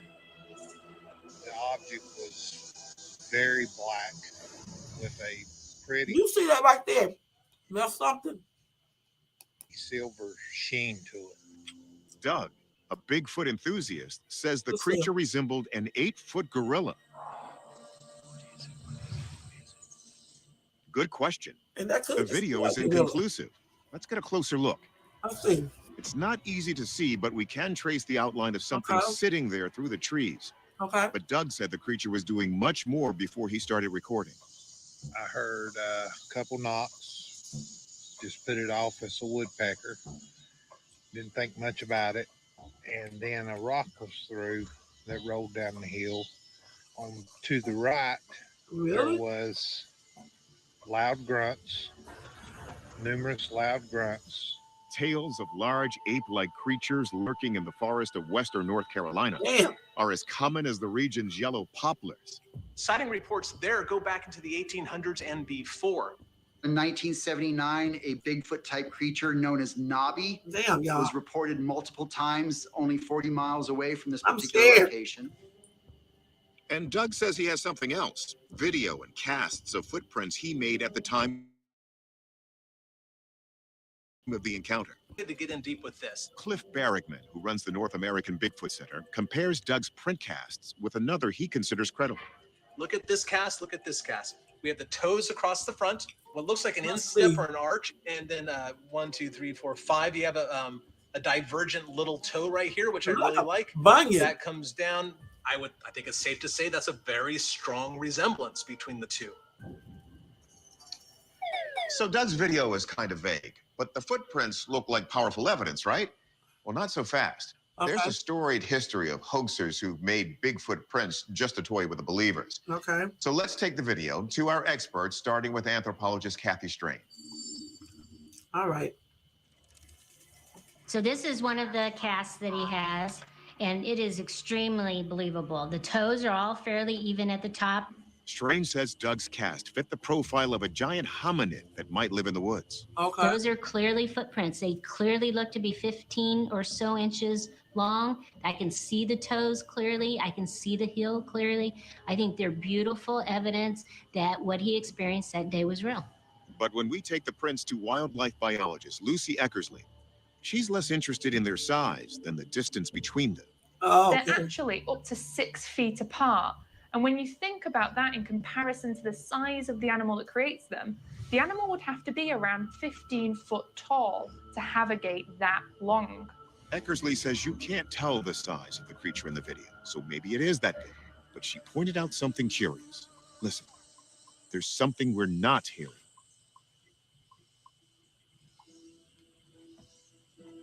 Let's If this see. was a Bigfoot, I would actually expect the dog who is with be Doug barking. to be really, really anxious. Dogs have an extraordinary sense of smell. So if this was something brand new, maybe something like a Sasquatch that had a totally different smell to a human, the dog would probably not be keeping quiet. Right. So if it's not a Bigfoot, what is What it? is it? Could it be a bear? Just maybe a regular bear. But remember, Doug said it through rocks. Okay. Bears don't do that. They can grasp things between their paws, but they can't necessarily throw them. Maybe they dropped them. Eckersley proposes another theory. From what I can see, the animal is hunched over and appears to have fur covering its entire body. So it could be something like a silverback gorilla that sits in that posture. That's what I'm But thinking. hold up. Gorillas are not known to hang out in North Carolina, which raises another possibility. It could be a human who is wearing some kind of suit to make it appear like they are covered in fur. Okay. All things considered, I really don't know what this animal is. Okay. Wait, let me I stop right agree. here. So y'all think this man lied? Y'all think he set that picture up? He staged that picture up, had somebody out there in a costume and shit and trying to pretend like that's what he saw? Or you think somebody may be playing a trick on him? Or do you actually think it's some kind of monkey, or ape or whatever? Or you think it's Bigfoot? I don't know. The footprints and casts are fascinating, but not conclusive. And the video is a bit of a wash. We just can't see the figure clearly enough. Our best guess? Man in a suit.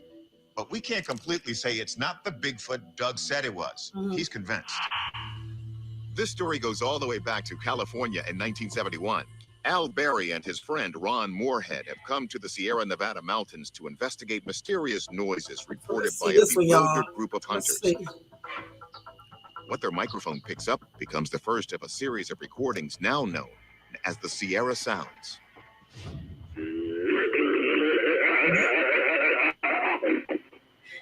I'm sorry, that sounds like a damn man. A damn man making that noise. We're going to see what they say that is. The recordings capture a series of guttural grunts, howls, and growls thought to be made by an alleged Bigfoot. Very first sounds were very aggressive. Could be considered very scary. But again, they weren't coming after us, so we don't know the intent, we don't know their agenda, we don't know what it was. Ron claims that later he even interacted with these mysterious creatures before getting his first glimpse of one. Okay.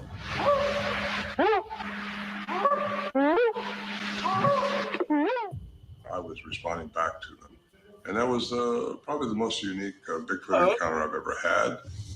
Field researcher Cliff Barrickman says the Sierra Sounds are the gold standard of Bigfoot vocalizations. I've spoken to several witnesses that have reported this kind of sound. That says something about the authenticity of not only their sighting, but these sounds. The recordings range from guttural growls to wild whoops to something that almost sounds like language. That is some kind of language. A retired cryptolinguist from the U.S. Navy. He's realized that there are Don't that chatter sound like some type of language that they talk to each other with? phonemic patterns that repeat in the sounds. Those are words. Yep. Sasquatches might be talking to one another. Well, y'all sound crazy as hell. Here's the thing about Bigfoot sounds. They're easy to fake and easier to misidentify. We've heard examples of both. So let's dial things down a bit and check in with our experts. Okay. The other one, the first one sounded like a man doing that. I'm not gonna lie. Zoologist Roxy Furman notes that there are no known primates in California, but whatever made these sounds is big. The sound is really loud and it's of quite a low pitch and frequency, so it travels far. So it's likely that it came from a large animal. Next, we bring the recordings to soundscape ecologist Dr. Ben Gottesman. That's what he said. So here we have 3 phrases. First, Gottesman examines the guttural sound. Sound like a person. Sorry. Next, the whooping. The second has these low to high upsweep. And that sounds like Save on groceries at Amazon Fresh. Visit your local Amazon Fresh grocery store to check out the deals in your area. Wait, y'all, these ads. Bear with me. The whoop, finally, whoop. the chatter. Wait. The whoop whoop sounds like an animal, okay? The first one, though, sounds like a person is doing that. This chatter sounds like some type of animal, too. Let's see what they say. And those almost sound like words. The question, could those come from any known large animals native to the area?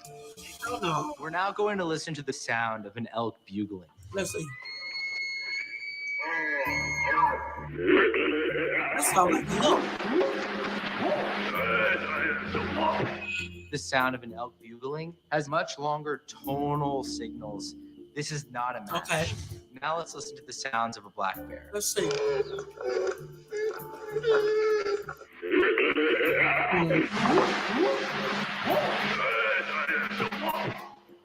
While the frequency range is similar, the shape and complexity of the signals are totally different. The Sierra sounds are on a much more advanced level. Gottesman also rules out an assortment of smaller creatures since they lack We the know lung that's not capacity them. to create calls that loud and low.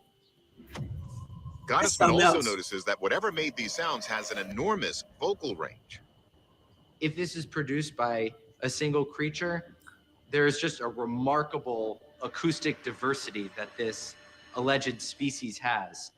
If they are an animal, I can't confidently point to one, especially one that's native to North America.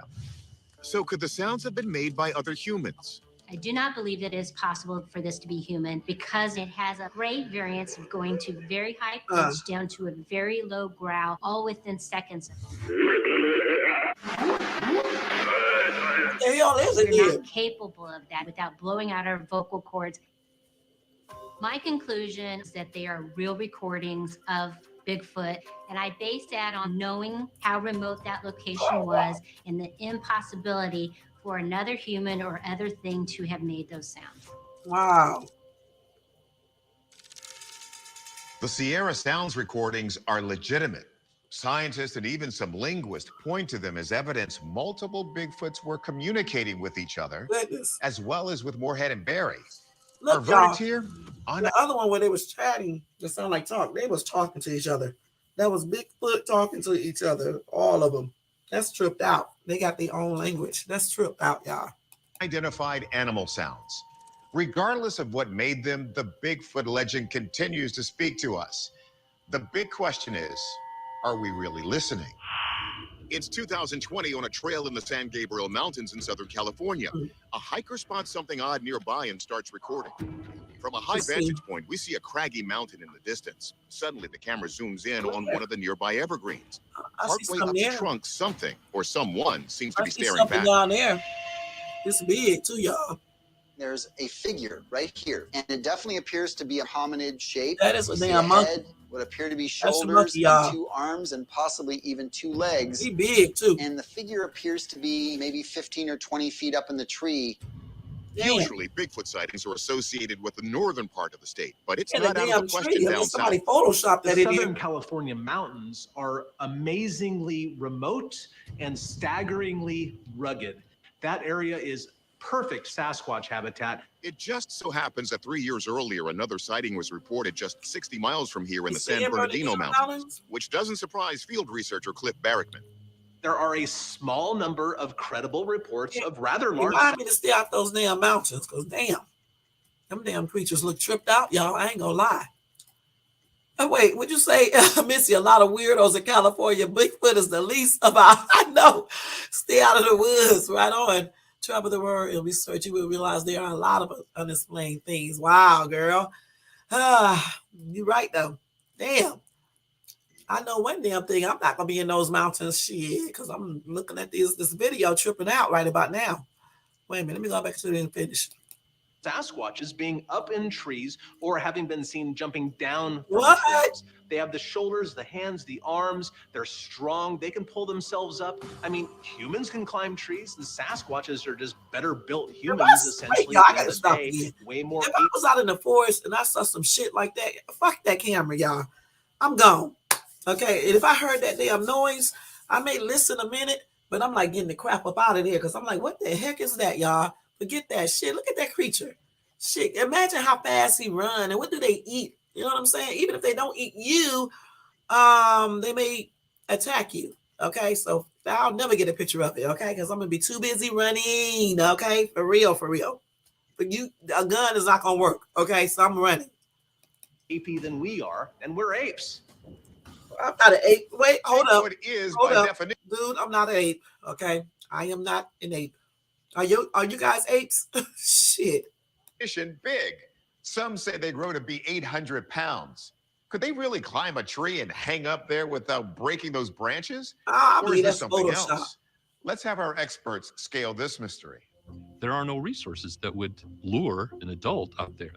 As far as an omnivorous primate in a temperate northern hemisphere forest, most of the carbs and sugars are in the understory or underground as roots and tubers and rhizomes and so on.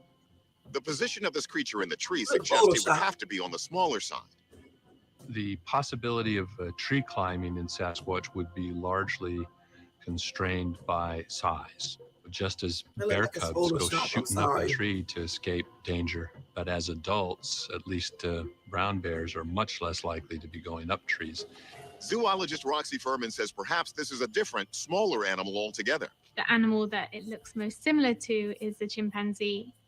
Well, there are no wild chimpanzees known to California. There is one high-profile chimp once known to this area. There is a story about a And that's chimpanzee what called it is. Mo who escaped in 2008 and hasn't been seen since. An intriguing possibility, but the chronology makes the Mo theory a stretch. At the time of escape, the chimpanzee was 42 years old, which is already massively pushing the upper limit for chimpanzees. This video, which has taken many years on, would make the chimpanzee about 60 years at the time. If that chimpanzee was still alive at 60, it would be a shock to science. Okay, so unlikely that it was Mo, and according to biologist Floyd Hayes, perhaps not something living at all. The one thing that we don't see is this, whatever it is, moving. It appears to be perfectly still. One arm appears to be much thicker than the other arm, as you can see here. Okay. I think it's very possible that this is some sort of an optical illusion. It could be resulting from a weird shadow or from branches or something, rocks in the background. I don't know about that. I don't know. There's no question that our minds sometimes play tricks on us. But if Bigfoot does exist, then we have to assume smaller, lighter juveniles exist that could climb trees. So for now, our verdict, this is an unidentified animal. That's what I say. May 2015, a local horticulturalist is recording himself during a routine mushroom hunt in the woods of northern Illinois. These look pretty big. The footage, shot from his perspective, shows him calmly narrating as he walks through the forest, pointing his camera at various mushrooms scattered on trees and logs. Let's see. This one looks like it has a bite out of it. Damn. After pointing out what looks like a half-eaten mushroom, the man is startled by a strange and scary sound seemingly coming from nearby. Oh, yeah, wait.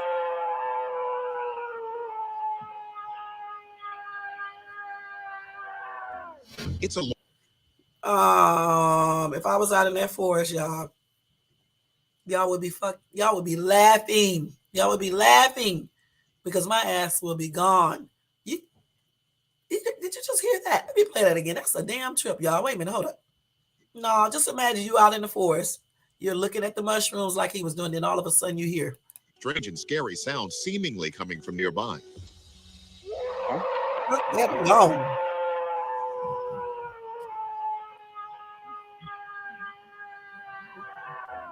It's a long, drawn-out howl that lasts about 9 seconds and certainly sounds like an animal of some kind.